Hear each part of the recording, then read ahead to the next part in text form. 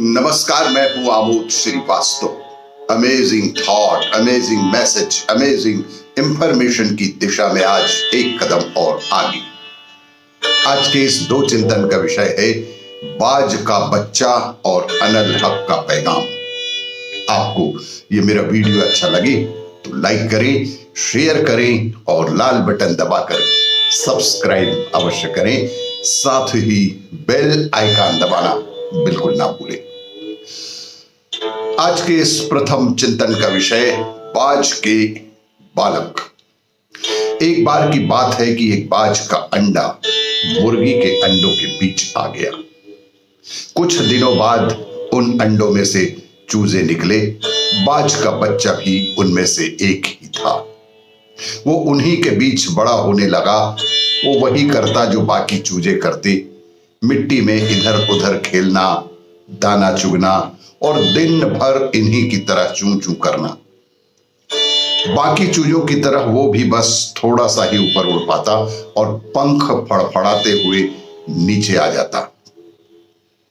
फिर एक दिन उसने एक बाज को खुले आकाश में उड़ते हुए देखा। बाज बड़े शान से बेधड़क उड़ रहा था। तब उसने बाकी चूजों से पूछा कि इतनी ऊंचाई पर उड़ने वाला वो शानदार पक्षी कौन है। तब चूजों ने कहा कि अरे वो बाज है, पक्षियों का राजा है।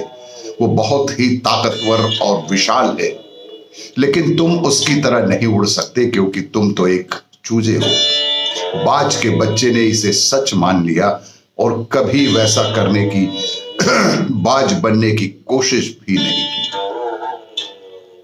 वो जिंदगी भर चूजों की तरह रहा और एक दिन बिना अपनी असली ताकत पहचाने ही मर गया।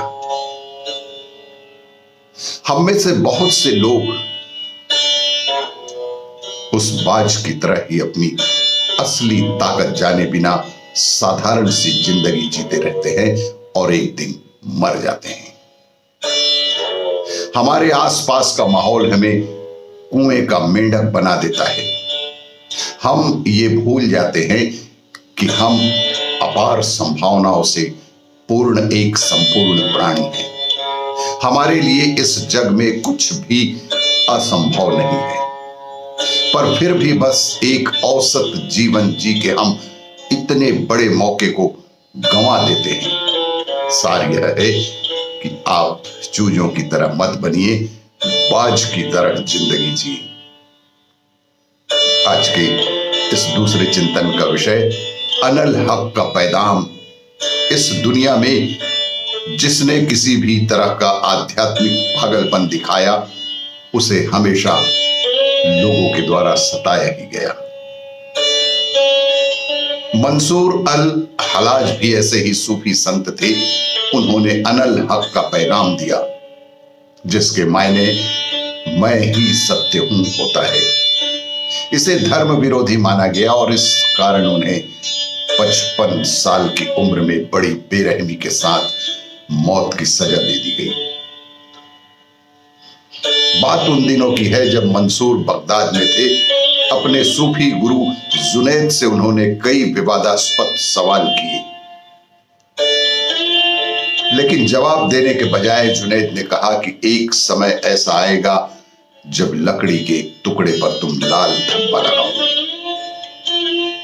उन्होंने इस बात से इशारा कर दिया था कि एक दिन मंसूर को फांसी के तख्ते पर लटका दिया जाएगा।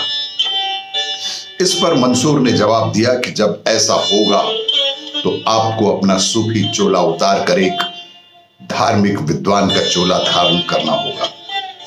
यह भविष्यवाणी तब सच हुई जब मंसूर की मौत का हुक्मनामा तैयार किया गया और जुनैद ने उस पर दस्तखत करने को कहा। हालांकि जुनैद दस्तखत नहीं करना चाहते थे, लेकिन बगदाद के खलीफा इस बात पर अड़ गए कि जुनैद को ही दस्तखत करनी होंगी। खैर, जुनैद ने अपना सूफी चोला उतार दिया और एक धार्मिक विद्वान की तरह पगड़ी और अंगरखा पहनकर इस्लामिक अकादमी पहुंचे। वहां उन्होंने यह कहते हुए मौत के फरमान पर दस्तखत किए कि हम मंसूर के बारे में फैसला सिर्फ बाहरी सत्य के आधार पर कर रहे हैं। यही अनल हक का पैगाम है। आपको ये मेरा वीडियो अच्छा लगे तो लाइक करें, शेयर करें और सब्सक्राइब अवश्य करें। धन्यवाद।